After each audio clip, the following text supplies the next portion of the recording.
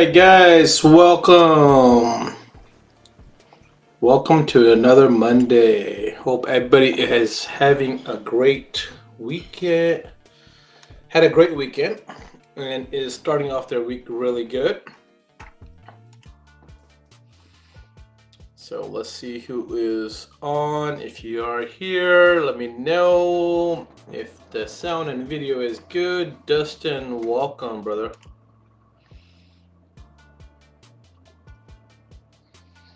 What's up with you? How's your Monday going, man?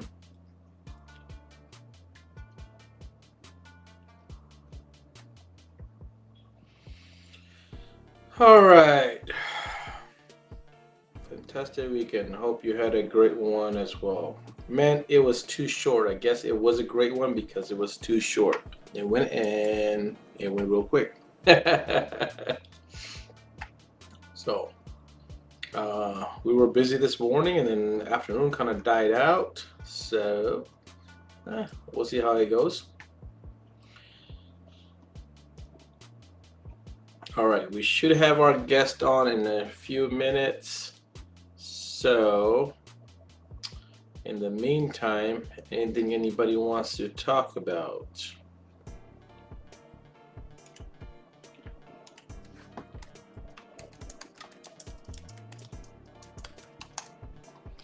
All right. Great Monday, full of new fantastic things coming. Yeah, man.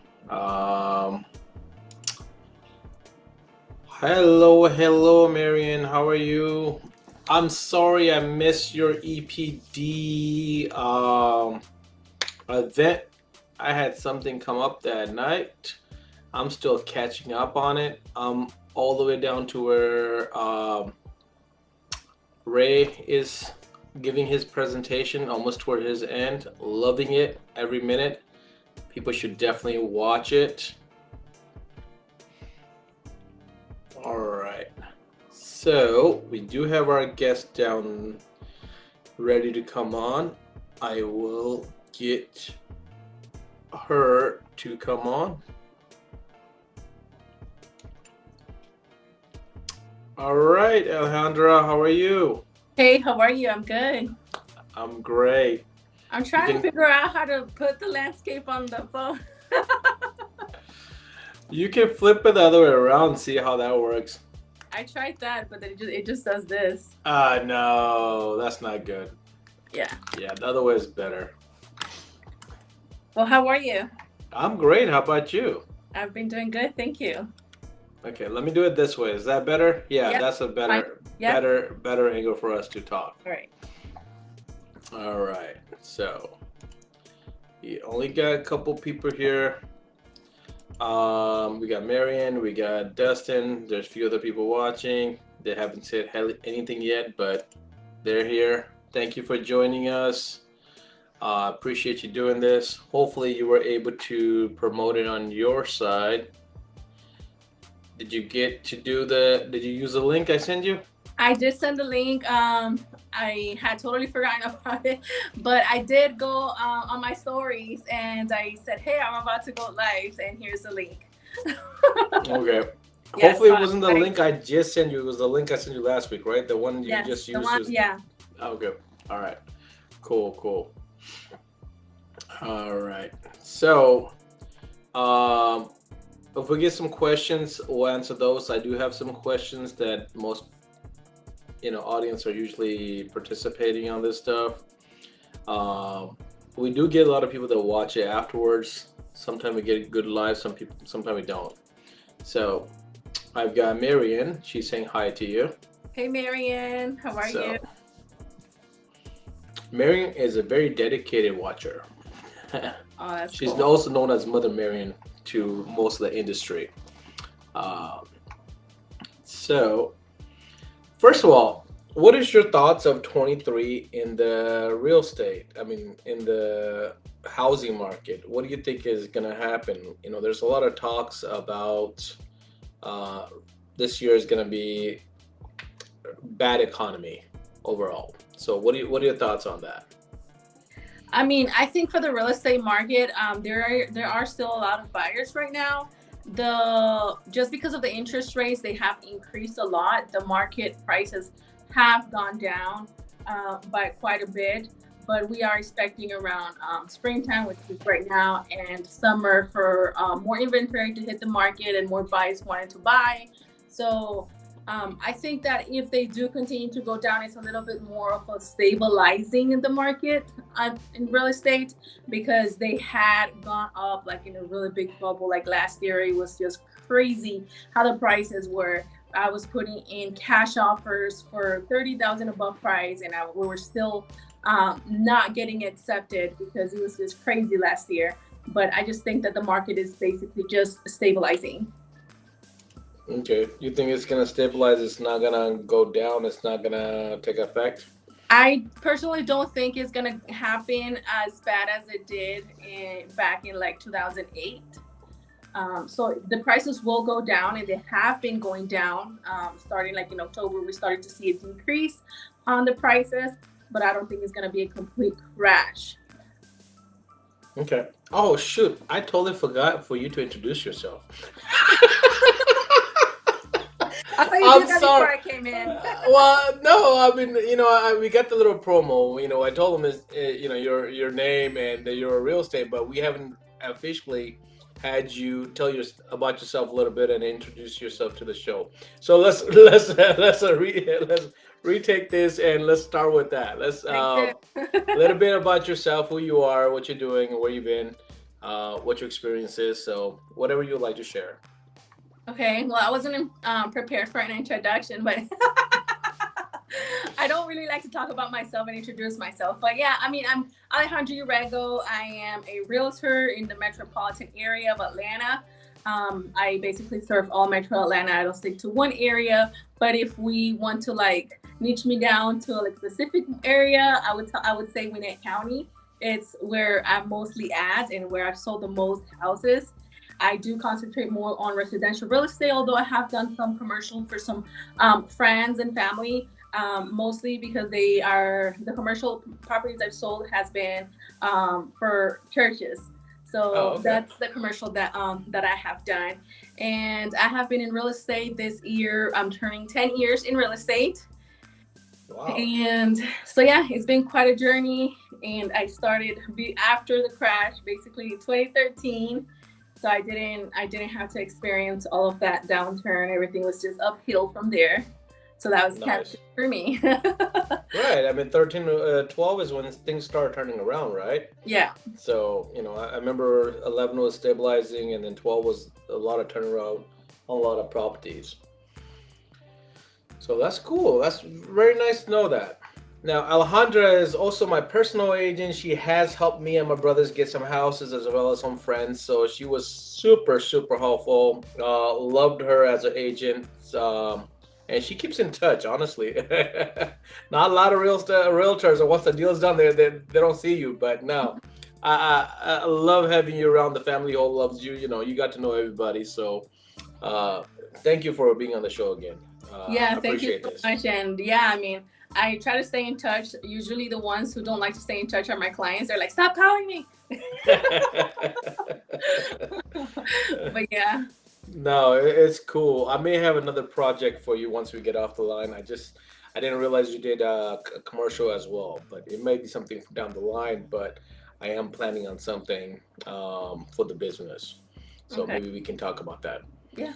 Um, all right. So a lot of people that few questions I got asked to kind of ask you was one, would you just answer is the economy you think will go down, and what is the average house gone down in value in percentage wise so far, and what do you project it gonna be at? What's your experience in the last 10 years in the business? On how much percentage wise is going to go down? Yeah, well, you think how much, like, on average, what do you think housing is gonna go down? I know every market's slightly different, but you think it's gonna topple down, another 10, 20, or is it gonna go bad? Like, a lot of people are predicting it going over 25% down. Yeah, I think that mostly it would go 10%, but yet again, I mean, everything has a lot to do with a lot of variables. So don't like take my word exactly for it, because there could be a lot of variables. But I think personally that is going to be around 10%, because like I said, I don't think it's going to be a completely crash.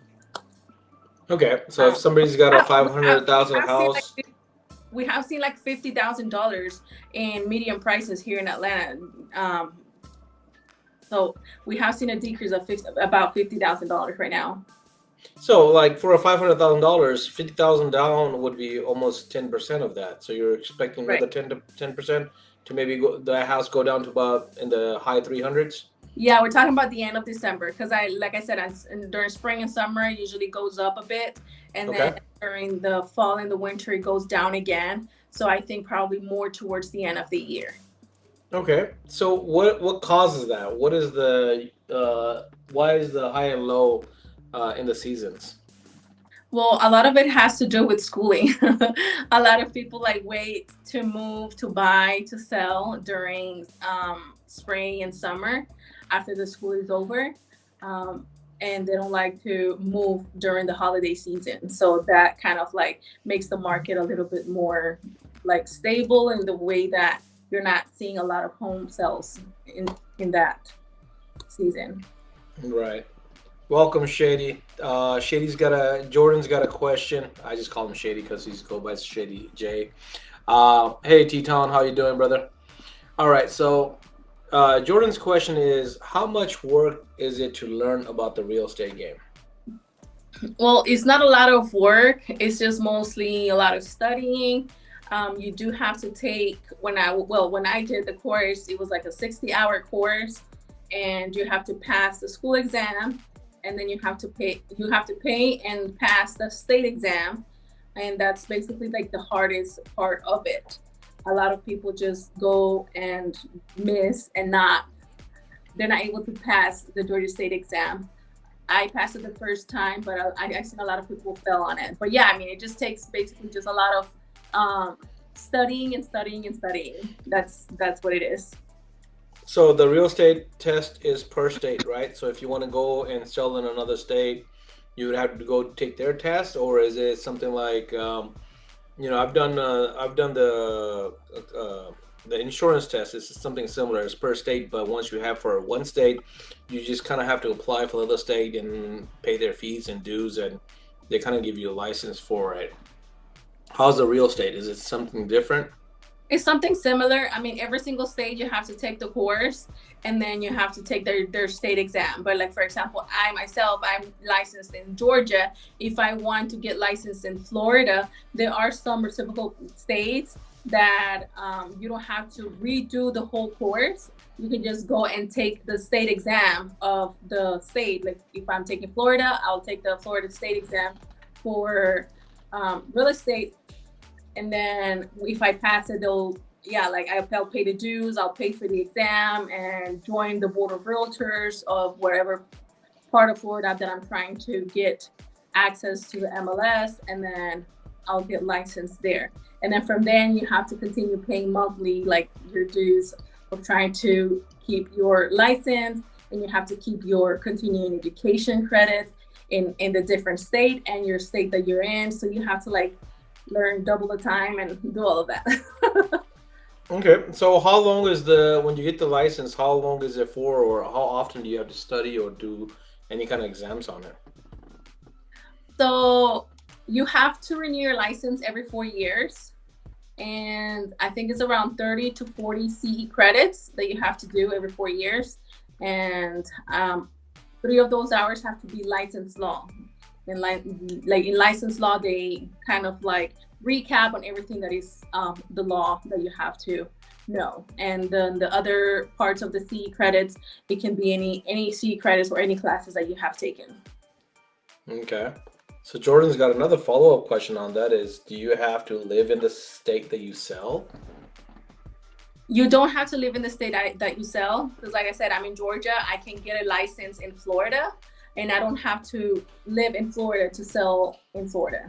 I can just travel over there, or I can get someone to show houses for me in Florida, or build my team and have someone over there to do the things for me, but I'm still getting paid for it. So you don't have to do that. But then again, you don't really have to have a license to be able to refer. Because if I'm not going to be traveling to Florida, I can just go ahead and refer to another agent, and then I get 25% of the commission. Okay. Cool. All right. So, now you said joining the MLS. I'm not sure if I said the whole thing right or not, but when you do other states or even in Georgia right now, do you have to be registered with a real estate company, or can you be an independent real estate realtor by yourself? No, you have to have a broker. So you have to hang your license with a broker. And if you want to become a broker later on, you can, but you have to have at least, I believe it's 3 years out of the last 5 of experience doing real estate. And then you have to go back to school to take a broker's classes, and then take a Georgia's broker state exam to become a broker. And then you can open your own company to be your own agent. Oh, okay. So it's Yeah. a long process. Yeah. So, but if you're just selling real estate and you're not a broker yourself, you have to be under a broker. Gotcha. All right. To Jordan, Dustin, definitely make it will learn. I just want the test. I just have test right. All right. So I'm just catching up on some of the text that's been going on in the meantime. Okay. So yeah, a lot of people thought you had to reside in the state. So that answers that question. Dustin's got, I just have the issues of forcing myself to sit down and go over material. So a lot of people don't like the the steady part of it. I was going to ask that to Cash. Great question. Okay, I guess I answered the question for her.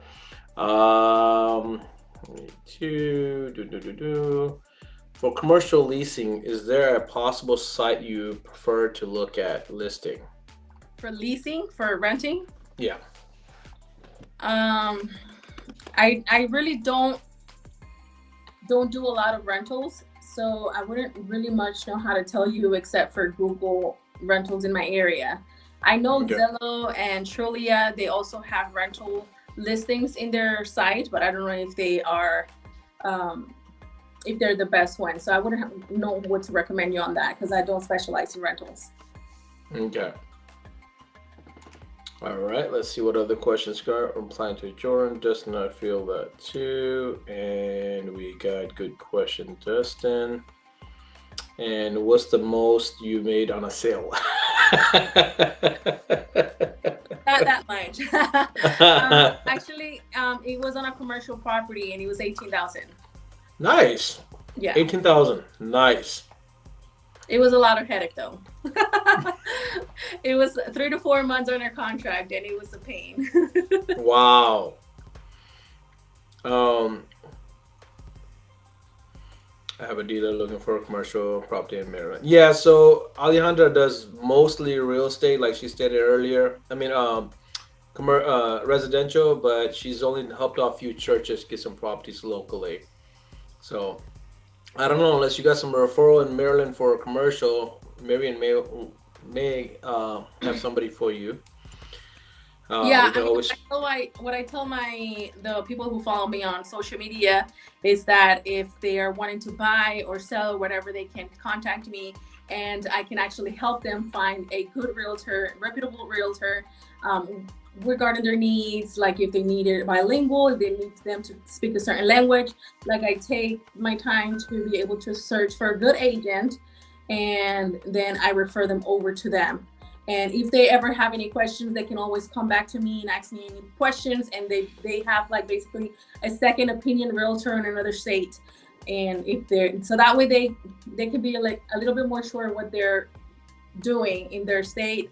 A lot of laws and regulations might be different, but the home process a lot of the times is very similar. So like, for example, there's a lot of agents that ask their buyers for retainer fees. And then once they pay them a retainer fee, they can disappear and never come back or never answer your phone again. And the retainer fee, the agent keeps it. So I've seen a lot of agents do that. and people do get scammed by agents. So Really? yeah, it's Oh, I was not aware of that, it's the honestly. whole thing. Wow, guys. So there you go. Alejandra's putting herself out there. If anybody needs any kind of referrals, any kind of questions, she'll be more than able to help you out and kind of give you a backup. I can personally speak for Alejandra. I've known her for now, what, 7 years? Yeah. And Christian's known you since high school, and I know him for for longer than that, almost 10 years with Christian as well. So, um, but I appreciate that. That's really good of you to kind of offer that to people to help them out. And I didn't realize that real estate agents actually did that kind of shady stuff. Shady J, you hear that, right? There's shadiness in real estate as well. Yeah, there is. All right, let me catch up on a couple of these. How about a site for purchasing commercial property? So a lot of people use LoopNet That's what I was to gonna suggest. to look at commercial properties, and LoopNet kind of gives you what the property is in different states, especially if you're looking for it. But LoopNet is kind of like the wholesale sites for a lot of commercial guys to kind of look through. Yeah, I am a long time LoopNet customer, always looking at different properties at different areas to see what kind of values the properties are doing and where to kind of grow the business. but still, even if you're looking at LoopNet, I also would recommend to check with your realtor to send you some listings that might be on the MLS and they're not on LoopNet. Um, Right. like LoopNet does not have everything. That's true. right, because as an agent, to be able to post on LoopNet, you have to pay a big fee. So sometimes agents don't want to go to LoopNet to post their listings, and they just post it to the local MLS, and then they'll have the listings there. So a lot of them won't be on LoopNet. But yeah, LoopNet is the best site. Right. Okay. What about the people that do the contract work that sells paper to sell a house? I'm not sure how to access it. Just saw it on TikTok, which is usually not great. I think it's talking about the wholesalers. Right. Yeah, So the middleman. right, right. A lot of people are going in. They're, TikTok has lately has been like, hey, man, I call up people that are financially burned on their payment. I tell them I'll take it over. I take that over and then I flip it and I sell it around and so on. So I think that's what Shady's talking about, if I'm not mistaken. Right. I mean, you can still do that. I always recommend to talk to a realtor. I've had investors myself that I have helped them purchase a house with wholesalers. So wholesalers will still work with agents if they're legit. So if you're an investor, you're trying to buy, you can still contact your agent, and the wholesalers will pay a commission out of their fee. So we write up a legal contract, which we already have access to the realtor forms, and we'll write up the contract and make everything legit and make sure that you're doing everything properly up to the closing table, making sure the title is going to be clean. If you're going, I mean, most of the time you don't need an inspection for an investment property because everything needs to be fixed. So usually we don't need an inspection, but we do need to make sure that the title is clear, that we are working with a legitimate, good attorney, and we have everything written down in paperwork. So we do that and help buyers with wholesalers. Okay, so when you say good attorney, so that kind of just raises a question. What kind of stuff do you run into with the attorneys not being good? I didn't Um, know you had to look out for attorneys. yeah, I mean, they're all going to be able to close. The only thing that I have not liked some attorneys are because I've had a closing with an attorney that didn't have a legitimate office. It was like a virtual office. So whenever I went back for my check, for my commission check, their office was not there. So I was like, and then mind you, it was 1 hour away from my house, and I go over there, and the no, this is not an attorney's office. This is a virtual office, and you just had a closing at a virtual office. Oh, wow.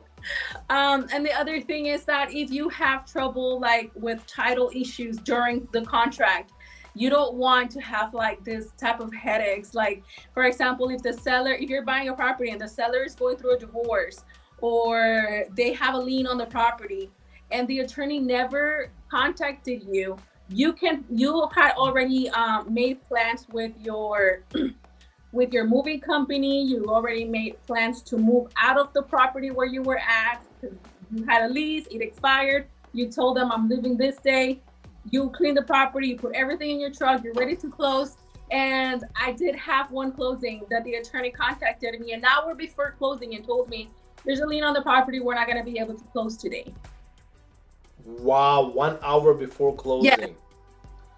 The buyer had a clear to close. They had sent their money. They were ready to go to their house.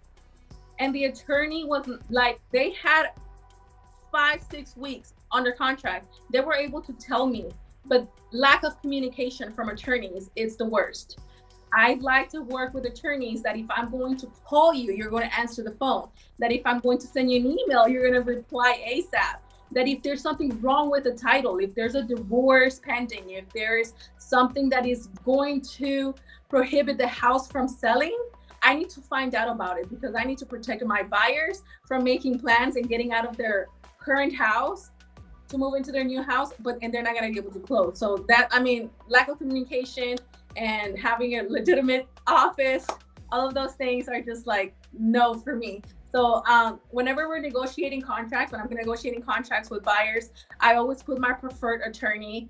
And sometimes the buyers think, oh, it's not a big deal, we can close with whatever attorney. And I always try to counter back with, if we're going to counter back a price, I always try to counter back also the attorney's office, because I need to make sure that we're going to be closing with an attorney, that we're not going to have headaches down the line. Right. Cool. That's a good thing to know, guys, if you guys are buying a house. Now, Jordan had another question. So how does wholesale factor into realty for you? I guess. I'm not quite sure. I guess he just wants to know, how does wholesale kind of work? Okay, so wholesale, basically they go get the house under contract. So once the house is under contract, they can turn around and resell it to someone else, to a new buyer. And they never actually acquire title under their name. They just have the title, they just have their name on a contract. So they have contract number 1, and then they will have contract number 2 with a new buyer. And when they go to closing, they put the contract together, and it goes from the seller down to the buyer. And then Go ahead. Sorry. Yeah. And then where I come in, for example, if I have the buyer on the end of the line, they will be buying the house, and there is basically a commission here that goes towards paying my fee. But I'm the one, like if I'm working with the buyer at the end, I'm making sure that he's protected and he's doing everything that he needs to do, and he's not getting scammed, that he's getting clear title, that everything's running smoothly on his end, to be able to acquire title on the house that he's buying. Okay. So Yeah. on the wholesale, do they really make good money with wholesaling real estate properties like that, houses? They do make money. I don't think it's a lot of money. I've seen 5 to 10,000. Okay. But you do have to account the time and work that they have to go through to be able to find these houses. Right. So it's not like really flipping houses where a lot of people are buying houses that are in distress, fixing them, and then turning them around and making decent money. Right. But this year you had to pretty much do a lot of research, get lucky pretty well, and then still not make a lot. Yes, and a lot of times they have to pay a lot for advertising. Either they're sending out letters, they're doing billboards, or they're doing yard signs, or like they're doing some type of advertisement, and that's money that they have to put into it, or they have to make a lot of calls, or they have to go door knock. Like there's a lot of time and money spent into this to be able to get some clients. So don't get your advice from TikTok only, guys. Research a little bit, search and be prepared. Now, I'm assuming even on the wholesalers, they have to sit with that money or that house. So they're sitting out of their money for a little bit, sometime maybe 3 months, 6 months or longer, right? I'm sorry, say that again? So if you're a wholesaler and you're buying these houses and you're reselling them, I'm pretty sure it's not an overnight type of deal. It's probably months and months of um, waiting for the right client or making sure that you don't lose a deal. So sometimes a wholesaler does get stuck with the house for a long time, or is it typically 30, 90 days turnaround? It should be a 30 to 90-day turnaround because usually sellers, if they are not, if they're under contract with a buyer, they want to close fast. Okay. So they're not going to go under contract with a buyer for 6 months. No, no, Like, I'm just saying, like, let's say I'm a wholesaler. If I purchase a house, but I don't have a buyer yet, like, you're not what really does? purchasing the house. You're not Oh, purchasing okay, the house. You're just getting the house under contract. And okay, you're okay, okay. basically selling the contract to another buyer Okay, that is going got to you. be able to close on the house. Awesome, So cool. you have to find that buyer pretty quickly before you lose that contract or that seller walks away. Right. Marion, I agree with you. I don't think I will could ever buy a property without an agent. I 100%. You know how many papers they have to sign and look over? That's why having an agent in your back pocket is great because they'll do all that headache. And believe me, I know Alejandra deals with a lot of headaches. She's on the Starbucks VIP list just for that reason, just because she needs that caffeine to keep up with everything. Yes. No, and it's funny because I actually have a client. He's from Pakistan, and I love him so much because he goes to Pakistan, and there's a time difference. And I tell him, hey, he says, I want to see this house, and I show him the house virtually, and then he says, I like the house. What do you think? And then I tell him what I think, and he's like, okay, then I trust you. Let's make the offer.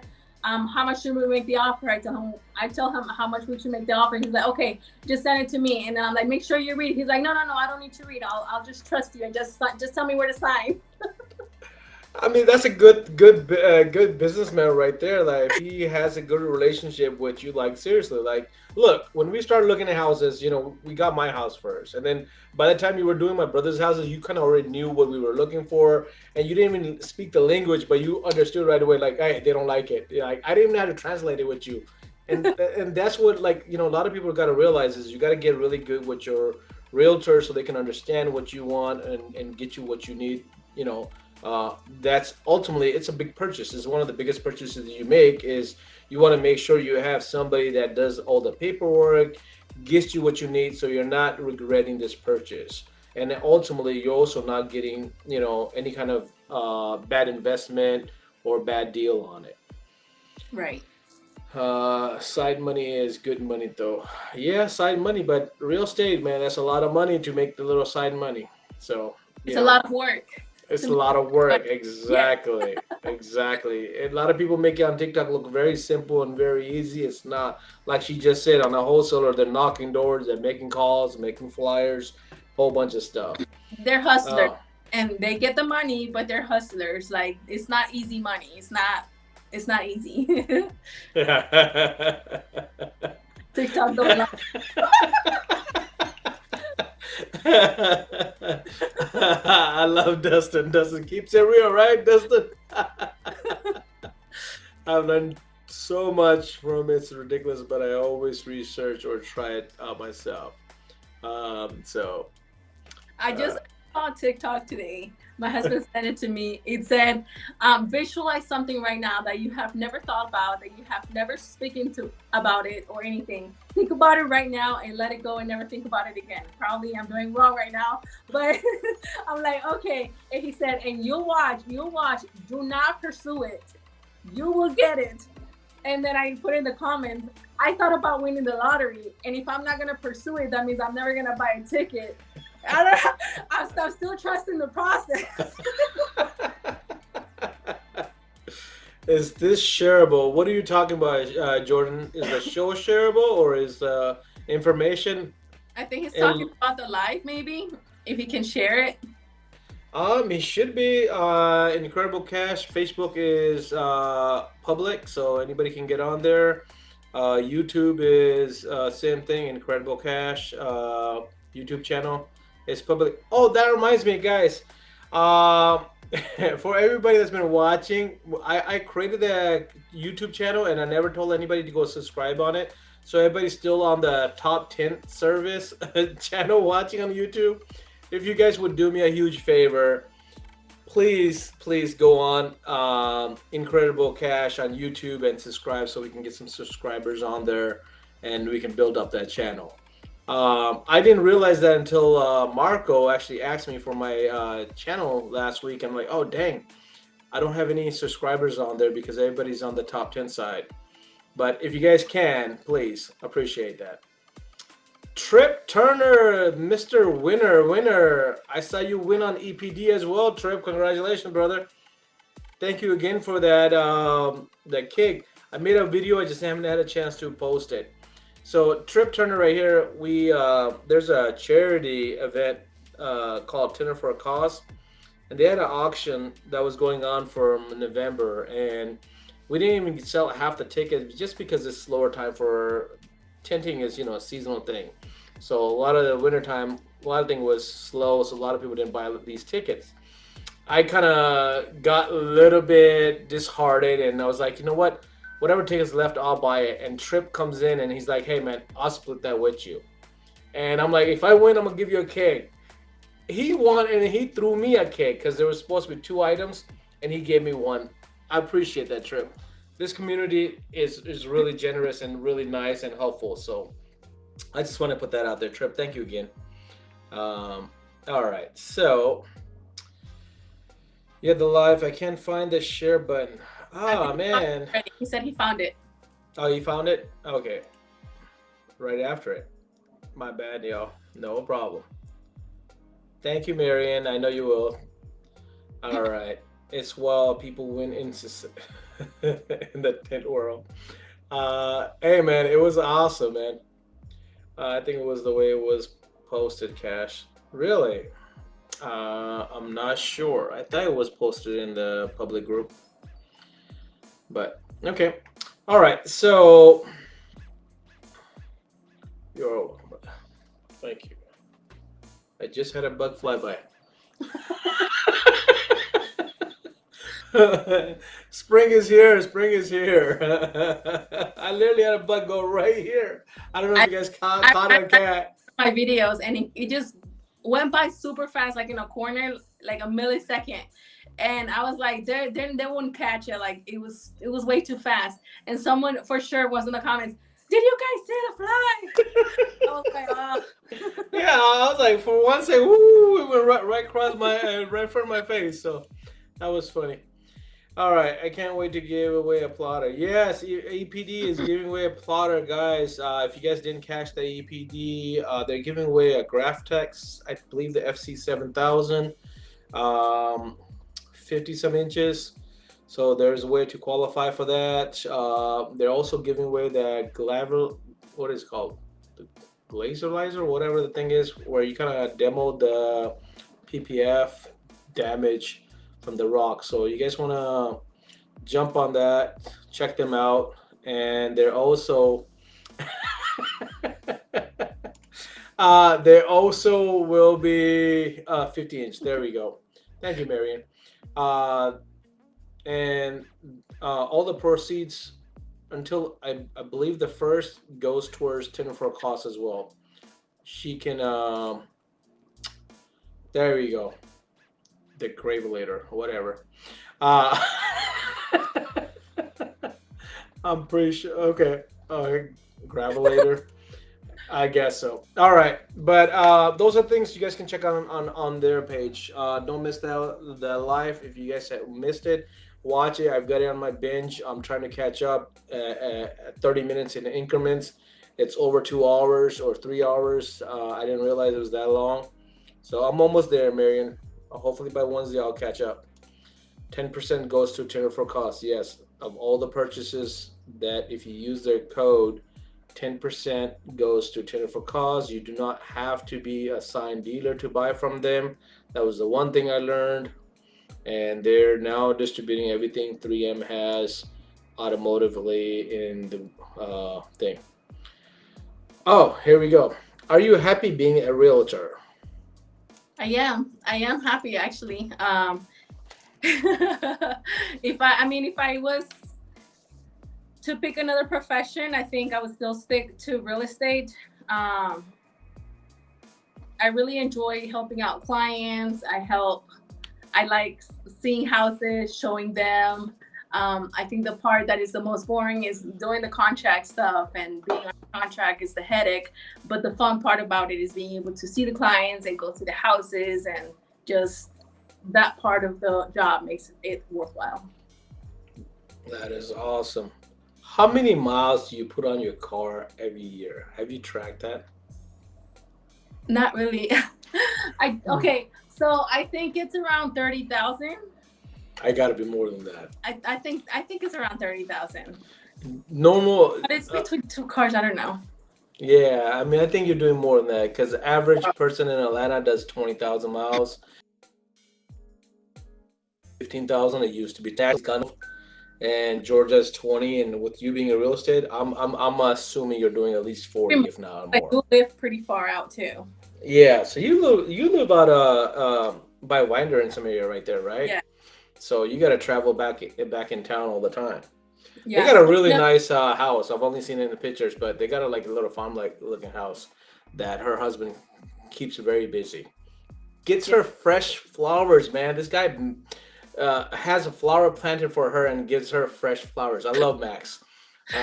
Say hi to Max for me, please. Her And we have husband fresh is the sweetest eggs. guy ever. Rich right now. Uh huh.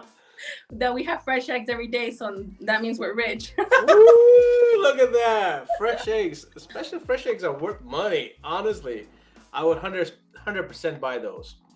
All right. So where we at? We missed some stuff. Are you happy? I mean that we answered that. Thank you, Cash. Thank you, Marion. What did you do before realty?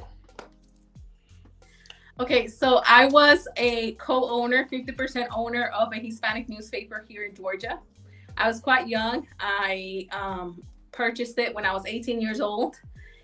So I did have a partner with it, and the newspaper still runs. So if I go to any metropolitan Mexican or Hispanic store, I can still see the newspaper, it still runs. But the reason I left was because of differences with my with the other owner. I wanted to move towards more technology and social media and website, and try to push that more, and advertisement wise, because I wasn't just the owner, I also managed it. So I did all the managing of the business, and he did all the newspaper and like the news, basically. Like basically he was the editor. The- He was the Okay. editor. Yeah. So he was in charge of writing the newspaper, and I did all of the managing and all sell advertisement. I would visit clients. I would do the invoices for everyone. I would manage several sales representatives from the newspaper. So I was basically, they would come to me whenever they needed anything, and I was in charge of the specials, like everything that had to do with managing the whole newspaper monetarily. That was basically my side, and he was in the side of going out and doing interviews and taking pictures and doing everything that had to do with news. But he just was kind of a little bit more old style. I was 18 years old, so I was young, and I wanted to push it forward. It was between 18 to 21 years old, and I worked with the newspaper until I was 23. But he just wanted to stay with paper, and I wanted to be more technology, and he just wanted to stay old Uh school. oh.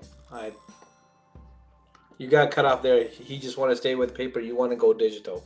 Yeah, and he Okay. was old school, so I decided to just leave it, because I didn't sell it or anything, because the last 2 years were like the first years of me being the owner of the newspaper was really good. Back then I was making like 60, 70,000 a year. And Wow. being like such a young person, it was really good. But then the last 2 years, it became to, I was losing money, because Wow. technology was advancing so fast, and he wanted to stay there, and I was like, I can't do this anymore, because right now I'm not even getting paid commission. I've been selling a lot and everything, but everything, the whole business was just keeping afloat, but it wasn't making money enough to pay us, the owners, and his hobby was writing articles because he went to school for that. But I can't live out of a hobby. Okay, I got you. So if I'm losing money, I just left it to him. The newspaper still runs, but yeah, that's what I was doing before. Oh, that's cool. So you went from that to straight to the real estate. Okay. Yeah. So what made you get into the real estate? Like from the newspaper, was it somebody that you met at the newspaper that kind of got you into it, or were you just looking at something to make money off of and not lose money on? Is that what the deal was, or what's the twitch that got you to be a realtor? The twitch that got me into being a real estate now. Yeah. So what made you shift into this from the newspaper to becoming a realtor? Right. So I was with the newspaper, and then I ran across a book that I read. That's like the only book that I could say that I completely finished. but I completely finished the book, and it was Rich Dad Poor Dad, and it kind of opened real estate. It made me fell in love with real estate, and I wanted to become an investor. And I was like, I'm going to become an investor, but I didn't really know whatsoever. So my solution was I'm going to take real estate classes to learn, because I wanted to learn more about it. So I went with the mentality real estate investor to the real estate classes to learn more about real estate. Sort the most information that I could. I never thought about it, about turning myself into a seller in real estate. But right after I finished the school and I passed the Georgia exam, and I was like, well, might as well just get the real estate license, because anyway, so well in my newspaper right now. So I'm just gonna go ahead and get the ad out on the newspaper that I'm a realtor. And that's a nurse, so I put an ad out, and that's when I started to get my first clients with the ad in that I had. And from then I just started to love helping people buying and selling their house. So what was the book again? Rich Dad Poor Dad by Robert Kiyosaki. Okay. Rich Dad Poor Dad, guys. Check out that book. All right. So you need to track that. The tax guy will get you on your mileage. So Tim, he follows the tax guy. He's got really good advice, and he kind of puts it down. And he was one of those guys that was having a hard time finding somebody good to do the things, and started learning himself, and then turned into a tax guy himself. But a really nice guy to follow. Dustin averages 60,000 miles a year in the last few years. Damn, Dustin, you may really live far away from where you work, man. Or you must be doing a lot of those housing tent, man, if you're doing that kind of mileage. If you use QuickBook, it will track it for you after you turn it on the app. Okay, that's a good little tip. Is Max tracking that, or are you tracking that? Max, and he's doing his own thing now. Oh, Max is not doing it. Okay, you're on your own now. Yes. Okay. Well, that's congratulations to you guys. You guys are growing. I know where you can get new tires. Thank you, Marion. What a man. Okay. What's up, Rick Tallman? He commented that when you were talking about the flowers that he brought me. Okay. I told you, Max is the man, man. I love Max. Max is so sweet. All right, we got Hello Rick. We got the background music has I got 5 on it. All right. Hey, okay, there's that, and then hi Tim. Okay. All right. So a few other questions. Investments. I believe last time we spoke, you said you were into investing yourself, right? You're investing into well, you just said earlier you're into investments. Real estate investments. What is your best advice on that? What to get into, what not to get into, what to watch out for, especially if people want to spend their money wisely on it and grow and not take loss on it. And with the new, what the prediction is, the market going down, what to do at that point. I think that what I've seen work a lot, seen a lot of TikToks and everything on it, and we've tried it ourselves. It's Airbnb. I think that if you are investing and turning it into Airbnbs, you can get it in a year than you would get if you're trying to fix it and just trying to rent it. If you're trying to rent a property per month, maybe you were getting like, who got a loan on it, maybe you're getting like $500 a month. But in Airbnb, you're getting a lot more on your return on investment. Okay. Have you So ever tried how many Airbnb? I've been looking at Airbnb lately, honestly. I've been looking at it for the last year. I've been really wanting to invest into one and just to kind of try out. I've got a friend that's like, "Hey man, you need to get into flipping houses." So I've got a friend locally that is flipping houses. He shifted about 6 years ago. He got with the guy he worked for at his job needed somebody that he trusted to handle and manage some stuff. So he started managing the houses that were being flipped because he needed to stay on top of contractors and stuff. He got a little taste for it, and then he started investing with him. And now he's in it full time. Like he's on average flipping maybe 6 to 8 houses a year, and he's trying to get to where he's doing 10 to 12 a year. And most houses he's making decent money on. They're going out to these auctions to buy the houses, and he was telling me all about it. And he's been trying to get me to get into that lately. But last year or so, I've rented a couple of Airbnbs, and I'm like looking at the numbers.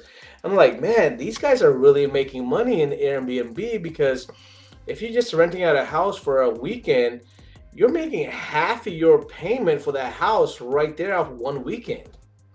And that's a Right. 2 or 3 day rent, and that's half a payment. So I rented an Airbnb last, not this Christmas, but the Christmas before in Pensacola. And the cool concept they had right there off the beach, they had a house right at the beach. They had a 2 story. They actually lived on the second story, but the basement that actually was connecting to the beach was a rental. They used it rental full, and I talked to the lady a little bit, and she was like, "Yeah, man, this is our retirement. This funds us. Like, not only does it pay for the house, but it pays for their living expenses." And she's like, "We've been doing this now for I think she said like 4 years," and she's like, she's loving it. She's like, Yeah. her and her husband, they have more time to do things. They got grandkids, so they now spend time with the grandkids, but whatever retirement they're getting is nothing compared to what she's getting out of that Airbnb, and she takes care of it pretty good. She packed that room up. She had like a 4 room beachfront house, but she literally put twin beds, bunk beds to kind of turn it into like a larger family stay. So if you got somebody that's like 10 or 12 people, it can stay there, and it ran us almost $1,500 for 3 day weekend. So I was like, dude, $1,500. I'm imagining at most she's paying is $4,000 for that house as a payment. And if she bought it years ago, she's not paying that much. She's paying a lot less. And then I talked to her, and I'm like, dude. She's like, yeah. She's like, we're now looking at buying a second one in the same area to just maintain. But she's like, yeah, we're making really decent money out of it. So Yeah, on YouTube, he's from Atlanta as well, and he started with one. Now he's up to like 40 Airbnb properties. Self a vacation home in Florida, and is basically a $1 million, and he's going to Airbnb that out the rest of the year in his mansion home in Florida. So imagine like a 13 bedroom rent for like $10,000 to $20,000 a night. So just like he earns the money to pay off the mortgage. Wow. Yeah, no, I mean, I'm seriously looking at that. That might be my next investment. I may need to get connected with you on that. Maybe getting a smaller house somewhere nearby that can be turned into an Airbnb because, man, I've stayed at a couple of them. They're great. The maintenance doesn't seem to be a lot on it, and then there's a lot of fees that's associated with it. So, as an investor, I believe you're pretty covered, especially on damages and other stuff. The last Airbnb we stayed at, they didn't even provide soap or anything. I mean, shoot, you know, all they had was towels, but you had to bring your own soap. Yeah, good thing we read that part and took our soap and stuff. But yeah, uh, like I said, a couple different ones, but it was unique. So definitely, guys, if you guys are looking into investment, there's definitely Airbnb. That would be the way to go. I One of my clients told me that QuickBooks had that it will even let you say that trip for your personal business or personal. Okay, yeah. So that's tracking the mileage again. Tim has two businesses, so he's trying to stay on top of expenses and make sure he gets his deductions off of that. So, little suggestion there as well. Thank you, Tim. Appreciate that, guys. If anybody else wants to use that, if you're using QuickBooks, it will track your mileage. There are also apps out there that will specifically do that kind of stuff for you as well, and then a lot of them are free. Some of them are very minimal charge. If you are trying to get your tax write-off and get your expenses down right. Any other advice that you may have for the general public watching? Um, get pre-approved before you go buying a house. That's it to everyone who's wanting to buy.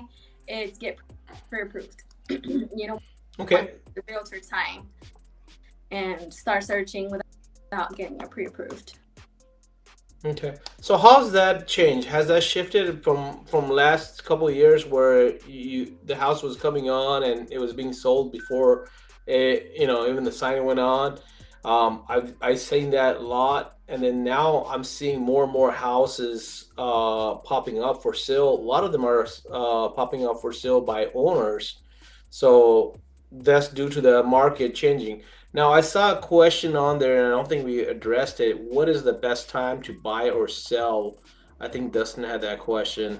Um, I might have skipped it, but she said that earlier, guys, that to sell the house is gonna best time is gonna be around summer because a lot of people are trying to shift due to schools, and then to buy a house probably would be around December and stuff, since a lot of Yeah. people are not trying to, move and stuff. So there's inventory on the markets, probably, I'm guessing, from the summer that's being left over. And then in December and stuff, you can probably get a good deal on it since people want to get rid of the property, especially if it sits on the market for more than, what, 60 days? Yeah, but I mean, honestly, I say yes, spring, summertime, because there are a lot more buyers wanting to make that change. I would just say whenever the time is right for you, because if your lease is about to expire, go ahead and make the move. There are the property prices do go down more in winter time, but there is a lot. So you you might have more competition and more houses that you can look at during the December and those that time frame. There not might be the house that you want. You might So you might have less choices to pick from at that time. You right. may get a better deal, but you may not get the right choice. And again, this is a lifelong or usually a biggest investment. So, like you said, the best advice, I like that advice, Alejandra. Thank you. That is whenever you need or want to do it and pick what's good for you rather than just looking at pricing at that. That reminds me of my dad used to say a saying is that uh, affording something or buying something depends on where you at life and what you at financially. You know, Right. sometimes buying a little thing is very hard for you because you cannot financially afford it. But if you're financially set up where buying a big item is nothing, it's all about, was that $100 purchase harder for you when you were struggling, or was that $100,000 purchase now that you're succeeding or you're becoming a multimillionaire or whatever? You know, a lot of people look at that as well. Hey, somebody bought a yacht, man, this guy spent this much money on it. We discussed something similar about it. These guys that buy these burgers for $10,000, $20,000. Well, if they're making millions and millions of dollars, their $10,000 burger is less than you buying McDonald's meal because it's how much more portion is that of their income. So, you know, different mentality you got to look at. But I like that buy a house when you want or need When you it, did. then just looking for the Letting the price. right. And then sometimes you miss out, and you never can. We can only project things. We cannot foresee the future. So a lot of people that's been holding off. Like for myself, honestly, I should have invested last year, and I didn't. I held off because I thought the market was going to go down. Market was going to go down. Market was going to go down. It kept on going up. Now it's starting to go down, and now I've dispersed some of my funds, and it's kind of like I got to rethink about how to do that. I should have done it when I had the chance, and I would have ultimately made, and that's what I said. Airbnb is what I've been looking at since last year, just because of that. I'm like, okay, hey, there's something definitely I need to do investment in. As there's another example. She was telling Max that she's wanting to buy a house, and 7 years told her don't buy yet. 7 years ago. That we're talking about in 17. Yeah, 17, the same year I bought my house. My Okay, house doubled. My 16. value is double right now. Yeah. So someone told her don't buy house. Interest rates may be really low, but if there's going to be a crash next. She's been waiting 7 years, and she still doesn't have her house, and interest you know, we above we got 7%. we got forced into buying my house, right? You know that we had a deal in our house that we were renting from. We were supposed to buy it, and then they backed out. They said they don't want to sell it, so we got forced into it. And in 17, I was in the same predicament. I didn't want to buy it because I was like, okay, hey, the market's gonna crash soon because it does it every 10, 12 years, and the market was starting to go up and up and up. And when we bought my house, I was like, damn, man, this house went for half a price like some years ago. Like a market in the same area because we did our research. But then You're it was living in the something past. that we had to do. And now we're like so thankful that we did it because now all three of the brothers bought the houses. We're nearby each other, and almost everybody's value is almost, if not double, almost there. So you Yeah. never know. Like you said, the best time to do it is if you can invest or if you can make the purchase, make it now. Don't regret it Yes. for tomorrow because you don't know. Right. Every market. One thing I will say in real estate is that if it does go down, it always does come back up. It takes Yes. time sometimes, so you never go wrong with real estate.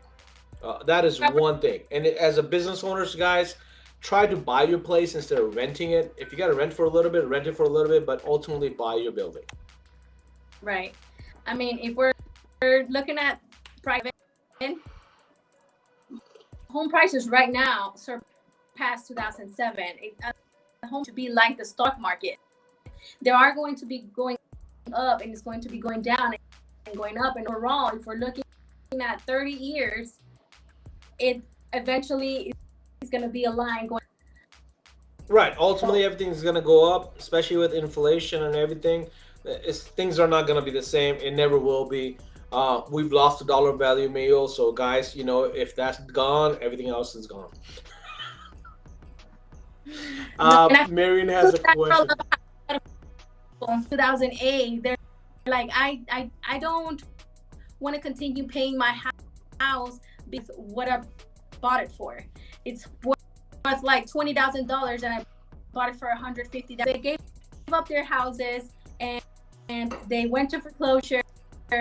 They went to rent for the rest of the time. And they're like, no, the property the property prices are gonna go down. They're gonna they continue renting, and whenever the property prices went all the way back up, being worth a lot more than they were in 2007, if they wouldn't given up on all this money renting. Well, we had a similar situation when I left California. We actually had two purchases, and we let go one. We tried to hold on to the other one, but it just our situation was a little bit different because our house actually got broken into twice, and they tore it up, and we ended up rebuilding it twice. And at that point, we kind of were just frustrated because we were like, "Hey, just let it go," and we did that. Um, but yeah, real estate. One thing I have realized is that same house, if I had kept it, now that thing is more than it's not double, it's tripled what that was in Sacramento, California. Right? I think the house was in question. It was 255 at that time, and right now the house we bought that in 2007, 2006, 2007. It was 250, 255, and now it's close to $1 million. Well, And I mean, we like, yeah we invested money into it, but shoot, nowhere near $1 million. right. But we ultimately I mean, let it go, and we lost on that. that's crazy. Max and I almost Just bought a life learned lessons. 3 or 4 years ago. We found a house with 20 acres. So it was just perfect, and we wanted something bigger than what we have now, and we wanted to build more Airbnbs in the land, like tree houses and stuff like that. Like we had a vision, house under contract, and at the end we were like, we got scared because it was back then. It was just like it's too expensive. I think it was like 450. We're like, no, it's like the monthly payment, blah blah blah, like whatever. We backed out, and today every time we leave house, our hearts get broken because that house right now is like 800. And, Exactly. and Like I said, I was forced in 2017 to buy this house and the other houses, and we're like, damn, we're paying higher price. But I'm so glad we did. We got forced into it because now, I mean, my house literally is almost double. It's not double anymore, but it's almost double. It went to a point where it was a little bit over double, for just a little bit. But it's come down. That's why I say, asking about how much more you think it's gonna come down. So if it's only gonna come down about 50, if your house is 500, that's not that bad. right. So still invest if you guys can. Miriam does have a question. Do a large percent of sales fall through because the house won't appraise for asking price? Hold on a second. Fall through because of no, not really. A lot of the houses appraise at value. Okay. I think during real estate 10 years, I've only had 3 houses that didn't appraise. I haven't had a problem with appraisals. We as agents try to price them right. We're trying to make offers that we know are going to appraise. So I personally haven't seen that much of a problem. I think that's also with having the right agent doing their homework and knowing what the value is to advise the seller and the buyer properly makes a big difference. Plus, with the now new days technology, with everything Zillow and everybody else, the housing market is with appraisals right on point with it because they have more data to kind of let you know where you're supposed to be at compared to what it was maybe in 2006, 7, and 8 is where a lot of people were just coming up with, hey man, I want to buy your house and I'll give you 15, 20,000, 25,000 over it. I know in California that was a big factor because we had a lot of guys that were coming from the Bay Area down to the Valley, and then they were just buying houses because in the Bay Area, in California, my personal experience was that you have a 2-bedroom house and it's worth $1 million. Well, you can go buy a 5-bedroom house that was 4 times the size and it was only like $200,000. So they would sell the $1 million house, come down and pay 250 for it because they wanted to outbid everybody and just buy like this, and they will still have money on it. And that's what flooded a lot of that over there. Same thing in Georgia. You've had a lot of people from New York, Chicago, and stuff come down here years ago that we're spending so much money on a small little apartment and stuff. Here now they can afford a large ass house for the same payment. And that's what a lot of people were doing. I know when I was talking to a lot of customers in 2011, 2012, a lot of customers were coming from the north, and they like the weather better here as well because they're not dealing with that much snow. So, there's a lot of that factor. Right now, houses are being built. Forget houses. What's up with the townhouses? Now, there's so many community with these townhouses, with these apartment-looking houses that's being built up. What's up with that growth? What do you see with that? Is that what the new generation is going to? They don't want no backyard, front yard. They just want to have like an apartment type of house and go in and be with it. That's it. What is with that trend? A lot more population that Atlanta can handle right now, so they're trying to join together. There's a lot of people moving from California and New York because of the same thing that you're mentioning. They sell their houses that are worth a lot more money, and they come over here. They still have money left over. So half of my family moved to Texas, Dallas, Austin, all that, because they moved from California with expensive house, sold that, got a big old, like big crazy houses, and they still have a good money left over. That literally, that's a lot of them did that. I mean, I'm talking about like maybe 8 or 10 people I know within the last 10 years, if maybe more. That's just like first cousins and stuff. A lot of my family moved to around Dallas and stuff just because they could afford, and they were still around a good community, larger city, but just on the outskirts, just like right here out in Winder. Like Winder is now becoming busy. I mean, I went by Winder the other day. Shoot, like there was been no traffic. 316 is getting crazy. It's like damn. More houses are starting to build up. More communities are being built up. Where all you had was the farmhouses, like you talked about. Right. But yeah, guys, invest at the end of the day. Invest now. So Marian, not a lot of houses fall through because of appraisals. Most of them fall through, like she said, is due diligence, liens, and other stuff that's probably unforeseen up front, when in a lot of ways because separations and stuff, I'm guessing. And that's why also like last year when during the summer I had a client and that we had to overbid in so many houses.